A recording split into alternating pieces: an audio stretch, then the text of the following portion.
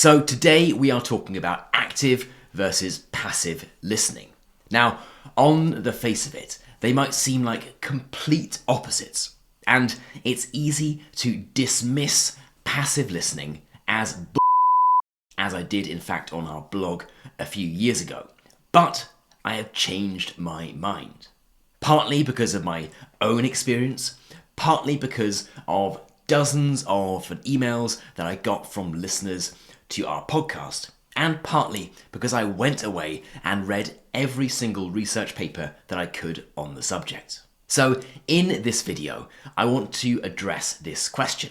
We're going to talk about the difference between active and passive listening. We'll talk about the different skills that active and passive listening help you develop in your English. We'll talk about when you should focus on active listening and when you should focus on passive listening, and how you can do both even if you have a busy schedule. And stick around to the end where I will explain why passive listening, if you're doing it properly, isn't ever truly passive. So what is active listening and what is passive listening? Well, passive listening generally means exposure to the language. This can either be indirect, like hearing the language in the background, or it can be listening to something without fully concentrating while you're doing other tasks, while you're walking the dog, or while you're on the metro or something like that. Essentially, it's listening and not thinking about being forced to respond or engage in any way with what you're listening to. So you don't need to fully concentrate or understand everything that you hear. On the other hand, active listening involves focused attention on the material and some kind of engagement with it. This can be as simple as listening very carefully to what you are hearing and trying to critically analyze the vocabulary, the grammar, and the structures that the speakers are using. It could be something like noting down at the same time. It could even be more advanced techniques, things like shadowing, for example, where you repeat after the speaker. Essentially, the way to think about it is that active listening treats listening as a skill to practice and develop, whereas passive is more like ambient exposure. You're there, and so is the material that you are listening to, but you're not forced to engage with it in any way. Now, of course, there is not a finite line between active and passive. It's not black and white, it's a scale. And perhaps on one end of the scale you have, walking past a crowded restaurant and you hear some English in the background. And right on the other end of the scale, you have someone sitting down with all of their materials and really studying what they are listening to. So it's not black and white, but it is a useful way to think about your listening activities. The key thing really is what you can call meaningful cognitive engagement. In other words, are you really engaging your brain and processing the language, or are you just letting it wash over you? So, what skills does active listening develop, and what skills does passive listening develop? Well, let's start with passive listening, because it's very easy to dismiss it as doing absolutely nothing and saying you must listen actively all of the time, otherwise it's just not worth it. There have actually been some interesting studies into the impact of passive listening, and I'll share a few of them with you now.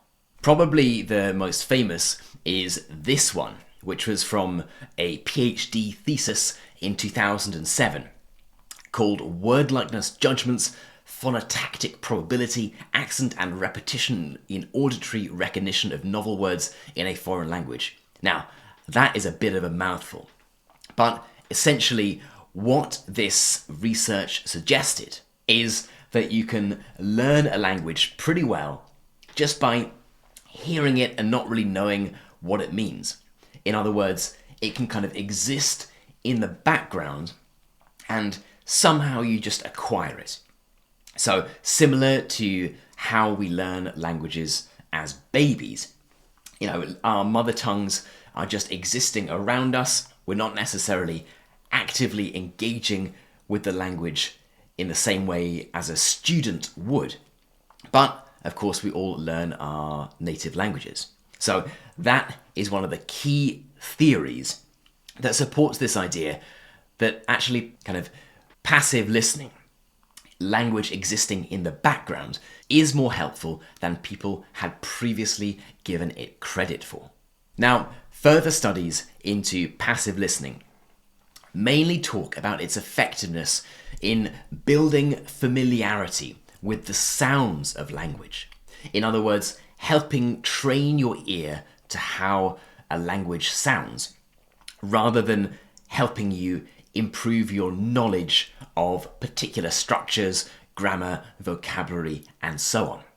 So essentially, passive listening fits into this category of, yes, this is a good thing that helps you learn and kind of refamiliarizes yourself with things that you might already have known, and kind of trains your ear to understand sounds in language. Active listening, on the other hand, is far more agreed upon in terms of its benefits for listening comprehension, for vocabulary development, and overall proficiency in a language. And in fact, learning how to listen actively is a really important skill. There was an interesting bit of research from back in 1996, in fact, and you can see here that the paper is just a photocopy that is clearly quite dated. But the long and the short of it is there was research done on two different groups of students.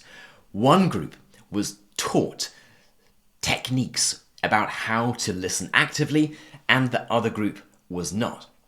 And surprise, surprise, the group that had been taught the techniques about how to listen actively and how to really engage with the material they were listening to performed much better on every single test.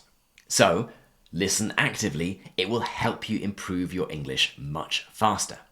Now, I'll put a bunch of links down below this video to some of the original studies, so you can go and check them out for yourself if you'd like. But they all tend to come up with pretty similar conclusions. And that's that passive listening gives you kind of implicit, intuitive knowledge and familiarity, whereas active listening gives you more explicit, retrievable knowledge. Now, what does that mean in practice?